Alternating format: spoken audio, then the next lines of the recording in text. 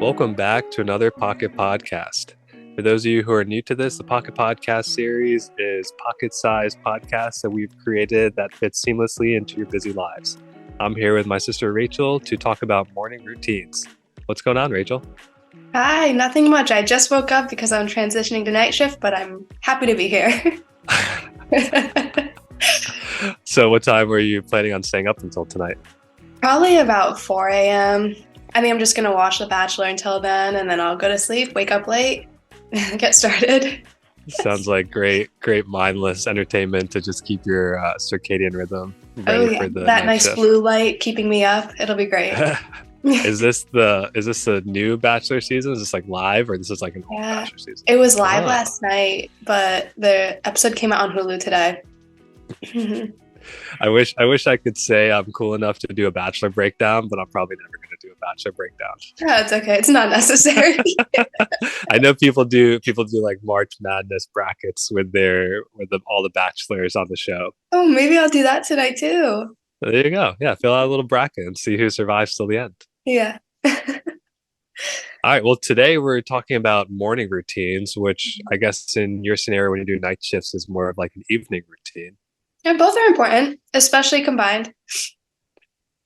Yeah. So, do you have a morning routine that you go through? I mean, you're kind of only in college, but I mean, there's probably certain things that you like to do in the morning to get your day going. Yeah, I recently came up with a good morning routine. I mean, I used to be so stressed, like a lot of my hair was falling out, my skin was so bad.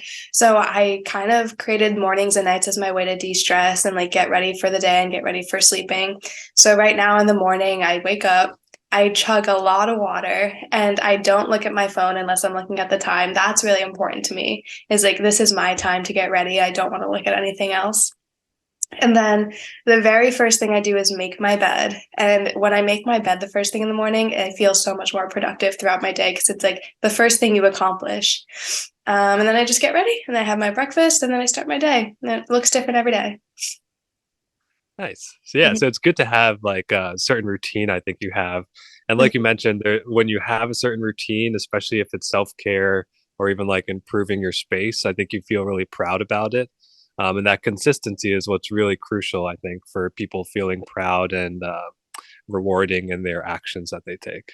Yeah, I mean, you're kind of making habits and that'll make you happier. It's going to increase your productivity, boost your mood, all the above. Hmm. Absolutely. I first started to get interested in morning routines when I came across this guy. I'm just going to pull it up on my phone right now. His name is Hal, and he created, I believe it's a book called The Miracle Morning. Mhm. Um, and his name is Hal Elrod. The acronym that he uses is SAVERS. And so I'll quickly go through what he breaks down for like a typical morning routine. So the S in SAVERS stands for silence. And he says this decreases stress and anxiety while increasing happiness and focus. The A stands for affirmations, which helps improve self esteem as well as self confidence. The V stands for visualizations, which is basically a way to rehearse in your mind when you perform at your best. The E is for exercise, so you increase energy and physical well being. The R is for reading, so you learn how to change any areas of your life. And the S is for scribing, so you reflect, track progress, and cultivate gratitude. I obviously just had a lot of things there, but just to sort of come back to all that, I definitely don't do everything on that list. So there's six different topics that he talks about. And that's a lot for somebody who doesn't have a morning routine to jump into a morning routine and try and tackle all of these things. But I think you could probably start at one of them and, build upon that. For me, ever since medical school, exercising in the morning has been really important to me. Mhm. Um, it's kind of funny. I had this brown undergrad student with me today, actually, and we were just kind of talking about exercising. And like one of the very first questions that came out of his mouth after we talked about exercising was, "What do you bench?" And I was like, "Oh my gosh, this is like such a funny question to be asking." Because if you asked me in medical school, my bench weight was Yeah. really important, and like my squat and what do you call it, deadlift weight was really important. Well, you were going to Um, the gym multiple times a day in med school. Yeah, I was Yeah. a little crazy with the gym. With like basketball and like lifting. But ever since the pandemic, my whole concept of working out and exercising has totally shifted. I was mainly forced out of it because I wasn't able to go to like functioning gym because of COVID. So I Mhm. ended up doing home workouts. But I was explaining to him now exercise to me is really more about the consistency that you create in your life. And now I'm just sort of doing more like Peloton strength trainings and also running for pleasure and running for half marathons, potentially a marathon later this year. And that's kind of been my exercise goals. But it was just so funny to hear someone who is like 20 years old, like with just totally different goals of like exercising and different perspectives. Oh yeah. Uh, but exercise is something that's always sort of been part of my morning routine. Hmm. Yeah, and you mentioned affirmations too. I think a lot of times we can make jokes about affirmations. Like I know there's all these videos of people like affirming their dogs and all of that. And I had found the Snoop Dogg affirmation song and I had listened to it as a joke. But now sometimes I unironically listen to it because it's really nice. I mean, it builds up your confidence. That's amazing. What are a couple lines from it? Oh gosh, I don't remember. It's been a couple Okay. weeks since I listened to it, but it's pretty S- good. You should look it up on Yeah, Spotify. send it to me later. I'll listen to it. Yeah, affirmations are really important, and I think scribing, like they mentioned, like writing down and tracking your progress is really important. One of the person who I think does this really well is my wife Lillian. She has been doing yoga probably ever since we moved down to Pennsylvania, which was 2015. And every morning she'll wake up, do about 15 to 20 minutes of yoga, and then when she's done with the yoga, she has a gratitude journal, and she'll write down somewhere around like three things that she's grateful for from the day before. But something that she's added recently is a way to track if she stopped her work at like 8 p.m. the night before. So like people who struggle with taking work home with them, she's a teacher, so like commonly she's doing work at home, and she's kind of given her this cutoff time of like 8 p.m. I'm going to close my computer and stop everything. So now she's added that scribing to her morning routine where she can reflect on the evening before and say, okay, did I or did I not put my work away at 8 o'clock? And I think that's a really useful thing to do in your life. Yeah, and she's been doing that for a while too. I mean, once you first start doing that, I'm sure you feel like, oh, this is taking up so much extra time. Like, I don't have time to do this. But once you make it a habit and you start doing it more often, it's gonna start feeling less like it's gonna take up a big gap or a big space in your day. You'll just get used to it. It'll become something normal, like washing your face. Yeah, I think like you mentioned before, you build a habit. Like it takes probably days to weeks to build that habit, and you have to sort of convince yourself that what you're doing is valuable, and you have to somehow find gratitude and pride in what you're doing. Like even something as simple as making your bed. Like you probably Mhm. come back to your room later, and you're really proud of yourself of like I took time to make my space clean and prepared for myself later. Mhm. Okay. So one thing that I've adopted recently in my sort of daytime and nighttime practice. So, like I mentioned, exercise is a big thing for me when I first wake up in the morning. What I've started to do recently now is actually set up my space before I go to sleep. So I work out in my living room right in front of the TV. But now, before I go to sleep, what I'll do is arrange the yoga mat the way I want. I will take out my three sets of weights and have them laid out for myself. I used to use my cell phone, so I didn't use a TV, but now I use my iPad, so slightly upgrade of a screen size.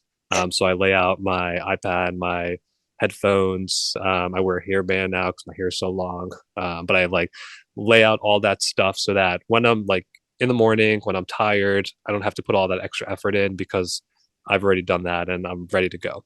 So I think there's something to be said about like setting yourself up for success. Prepping.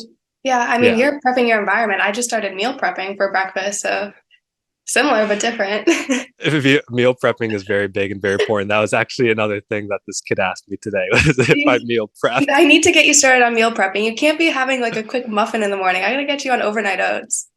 I that is true. So I am a creature of habit, and every morning for breakfast, I basically have a Keurig K-cup and then a muffin at some point in the morning. Like, We're gonna uh, upgrade you. I already yeah, upgraded your skincare. We'll get into that too. Next is that's gonna right. be your It's breakfast. literally a chocolate chip muffin every time. And now that you've upgraded my skincare routine, I've visually and physically noticed that my cheeks and my forehead are much softer than they used to be. Why don't I get into my skin routine? So that's actually part of also then my morning routine and my night routine. And kind of like you said, it was something I always took for granted. Um, but just like taking 5 to 10 minutes to just care about yourself Me is just time. like such a nice way to start and end your day. And I think when you're in healthcare, you're spend so much of your day giving yourself to others. Like for example, today was like a day. This doesn't happen too often, but it was a day where like I literally could not check my phone from like 7 to like 1 o'clock, and it was just because like I'm talking to this student, I'm talking to these patients. There's just a lot of education going on in the operating room, and it's just like a busy, busy day. And I constantly felt like I was just giving myself to others with very little time to pause and take care of myself.